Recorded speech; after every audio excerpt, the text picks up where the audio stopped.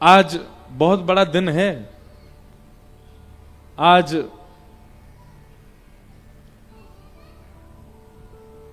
हिंदू हृदय सम्राट छत्रपति श्री शिवाजी महाराज का जन्मोत्सव है। आज ये कोई मानव नहीं रहे होंगे, निश्चित ही ठाकुर जी का अंश ही पधारा पृथ्वी पर।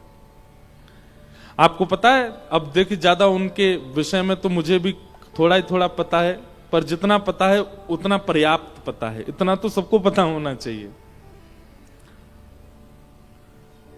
पर छत्रपति शिवाजी महाराज नित्य सत्संग करते थे। और किनका सत्संग करते थे? हमारे महाराष्ट्र में जिन्होंने पंडरीनाथ भगवान को खूब अपनी वाणी से रिझाया, श्री तुकाराम जी महाराज। तुकाराम जी का सत्संग श्रवण करते थे, श्री सत्संग श्रवण करते थे, उनको गुरु मानते थे, उन्हीं के शिष्य हैं। तो छत्रपति शिवाजी का ये नियम था,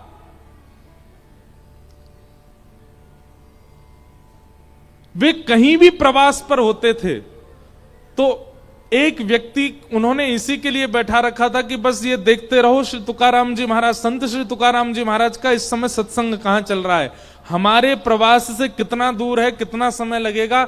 अगर संभव होता था तो वे अपने घोड़े पर बैठ करके बहुत कम सैनिकों को लेके, 3-4 लोगों को लेकर के, और रूप बदल के, महाराणा रूप में नहीं, छत्रपति रूप में नहीं, बहुत दीन रूप धारण करके जाते, कोई पहचाने ना, और जाकर के सत्संग श्रवण करते थे श्री तुकाराम जी महाराज का।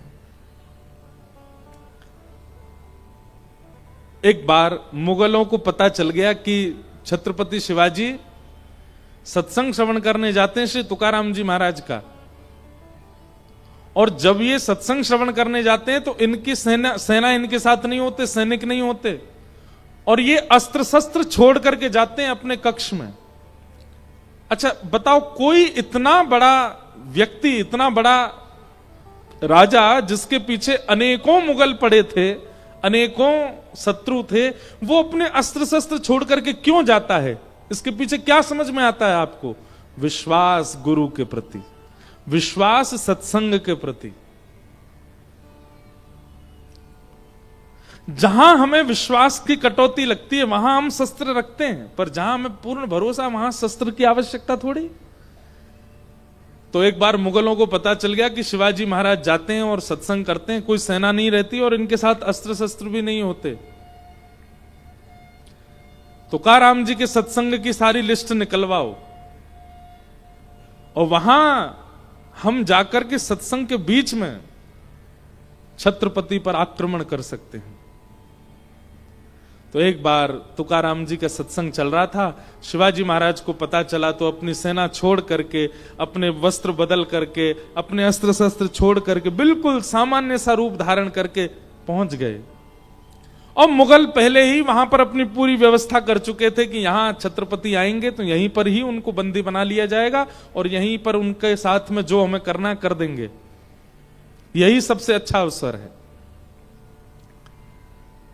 शिवाजी महाराज जाकर के तुकाराम जी का सत्संग श्रवण करने लगे, नेत्र बंद करके, बड़े ध्यानस्थ होकर के, एकाग्र होकर के सत्संग कर रहे थे। और तभी श्रोताओं का, सत्संगियों का रूप धारण करके वहां मुगलों ने प्रवेश किया, छुपा करके अस्त्र शस्त्र। जैसे ही सत्संग में प्रवेश किया तो वहां 100-200 जितने भी वैष्णव बैठे थे सब छत्रपति के रूप में प्रकट हो गए। अब मुगल ये पहचान नहीं पा रहे कि इनमें से असली छत्रपति कौन है, इनमें से असली शिवाजी कौन है। जिसको देखें वही शिवाजी के रूप में दिखाई देने लगा। महाराज मुगलों की बुद्धि घूमने लगी, चकराने लगा दिमाग, ये क्या हो गया, इतने सारे शिवाजी, 200 शिवाजी महाराज बैठे हैं भीतर। दौड़ करके गए और जाकर के मुगल शासक को कह दिया, बोले महाराज इससे बढ़िया तो युद्ध भूमि में ही लड़ लेंगे। क्यों? लाखों की सेना के बीच में छत्रपति अकेला दिखाई तो देता है, पर सत्संग में नहीं जाएंगे। बोले क्यों? बोले वहां तो सारे ही छत्रपति बन जाते हैं, वहां तो तुकाराम जी में भी छत्रपति शिवाजी की झलक सी दिखने लग जाती है, वहां नहीं जा सकते। शिवाजी महाराज खुलेआम सत्संग में जाते थे, पर कभी कोई आक्रमण नहीं कर पाया उन पर। एक बार बताते हैं, एक बार फिर प्रयास किया किसी सत्संग में जाकर के आक्रमण करने का, तो मुगल सेना पूरी सत्संग सभा में घूम के आ गई। तुकाराम जी बैठ करके बढ़िया प्रवचन कर रहे हैं, पर आगे एक भी व्यक्ति दिखाई नहीं दे रहा, पूरी सभा खाली। मुगल लोग भी बोले ये किसको प्रवचन सुना रहे हैं, कोई बैठा तो है नहीं यहां पर यह सत्संग का प्रभाव था कि शिवाजी वहां बैठे थे पर अदृश्य हो गए।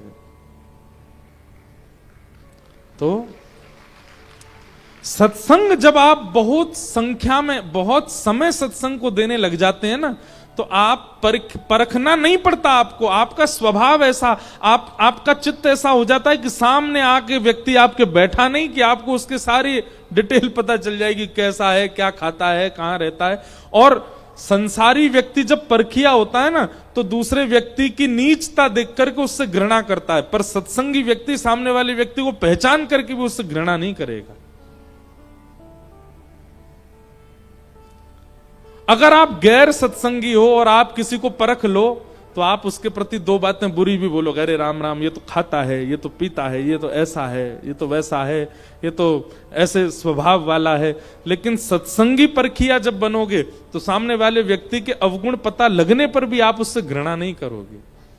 आपको लगेगा मैं अगर अपने बल से कुछ हो सके तो इसकी सहायता करूं, इसको थोड़ा सुधारने का प्रयास करूं, ऐसा व्यवहार।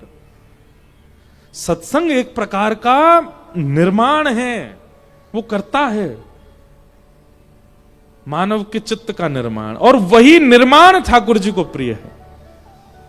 जिन भेषा मेरो सावरो रीझे, हम गाएंगे नहीं, बस सुन लो 2 लाइन। मैं सो ही भेष धरूंगी हो, मैं बैरागन हूंगी। इसी पद में मीराबाई कहती हैं, गुरु के ज्ञान रंगूं तन कपड़ा। गुरु के ज्ञान से अपने तन के अपने मन के कपड़े को रंगूंगी। गुरु के ज्ञान रंगूं तन कपड़ा,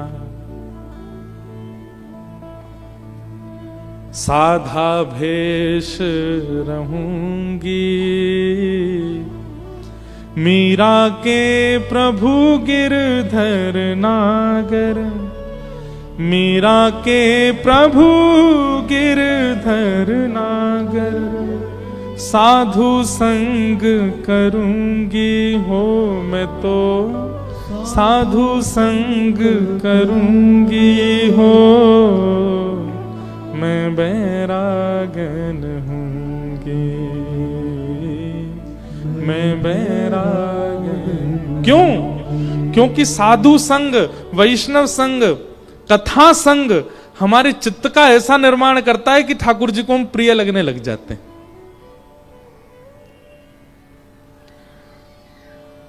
पूतना रूप बदल करके गई, इतनी सुंदर बन करके गई कि जो देखता है पूतना को वही मोहित हो जाता है।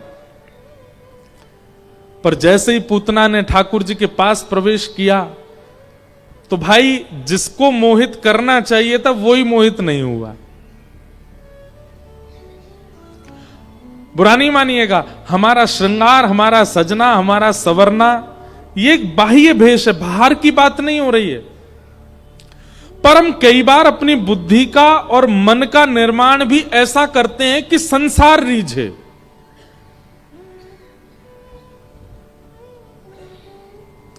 वो ज्ञान लेने का प्रयास करते हैं जिनको 4 बातें 4 लोगों के बीच में जब मैं जाकर के कहूं तो 4 मेरी वाहवाही करें, ऐसा ज्ञान हम लेना चाहते हैं बुद्धि में।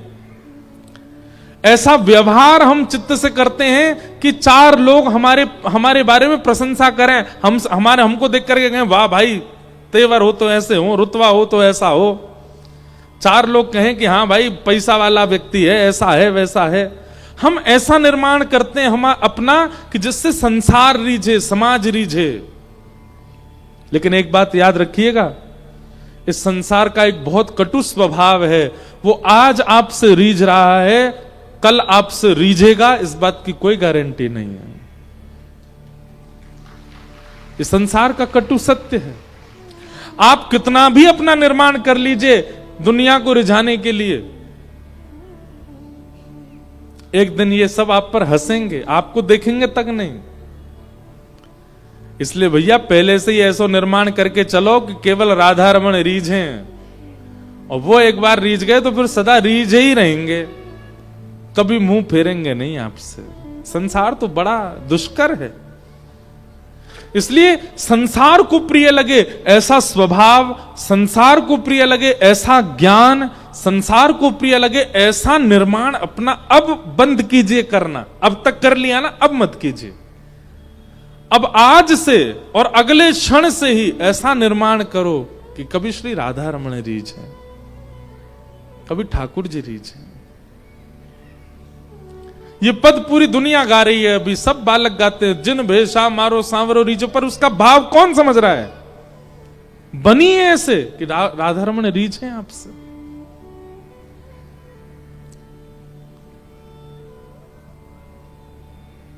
वे रीझते थे, मीराबाई से रीझ जाते थे। मीराबाई जब जब मंदिर में जाती थी, किसी भी मंदिर में प्रवेश करती थी, वहां के ठाकुर जी की अलग ही मुस्कान हो जाती थी। ठाकुर जी रीझ जाते थे, मीरा आई है। श्री तुकाराम जी महाराज, नामदेव जी महाराज, ये ऐसे भक्त हुए जिनसे पंडरीनाथ भगवान, विठल भगवान रीझ जाते थे। हमसे नहीं रीझते, हमसे नहीं रीझते ठाकुर जी। निर्माण कीजिए ऐसा रीझें। पूतना रूप बदल करके आई ठाकुर जी, उससे उसकी ओर देखा भी नहीं। पूतना के पयोधर का पान करके भगवान ने उसका वध कर दिया। 6 दिन के ठाकुर जी ने पूतना मार दी। बोलो पूतना मर्दन भगवान की जय। ठाकुर जी 3 महीना के भय तो करवट बदली, और पहली बार जैसी ठाकुर जी ने करवट बदली, महाराज पूरे ब्रजमंडल में ढोल बजन लगे। सब ब्रजवासी बोले कहा भयो, कहा भयो, कहा भयो। बोले अरे नंद के लाला ने आज करवट बदली है। ओहो जय हो, बधाई हो भैया, ऐसी करवट बदल तो रहे। अब वो दिन मतलब ऐसा वर्णन करते हैं कि ठाकुर जी की एक एक चीज पर नजर रखें एक एक ब्रजवासी। जैसी ठाकुर जी ने करवट बदली, अब सब ब्रजवासी कह रहे हैं मैया अब तो वो दिन दूर नहीं है, लाला गुटमुन गुटमुन चलेगो। और फिर वाक्य बाद लाला के छोटे छोटे दतुइयां निकल के आ जाएंगी। लाला उंगली पकड़ के खड़ो हो जाए करेगो। अरे मैया फिर तो मैया मैया कह के बोले करेगो, फिर तो बाबा बाबा कह के बोले करेगो, फिर तो लाला चल के हमारे घर में आ जाए करेगो। केवल करवट बदलने पर ही गोपियों की इतनी चर्चा हो गई कि ब्याह तक की बातें बता रही है मैया। मैया फिर तो ब्याह जाएगा, तेरी बहू आवेगी, घूंघट करके डोले करेगी मैया। बैठी बैठी मैया ख्वाब बना रही है, मनी मन सोच रही है हाँ मेरो लाला बड़े हो जाएगा फिर ब्याह होएगो। गोद में 3 महीना के ठाकुर जी मानो मनी मन सोच रहे मैया इतनो समय ना है मुंह पे, नेक मेरे स्वर निकलन दे, सबसे पहले ब्याही करवाइयो मेरो। ठाकुर जी की लीला बड़ी मधुर है।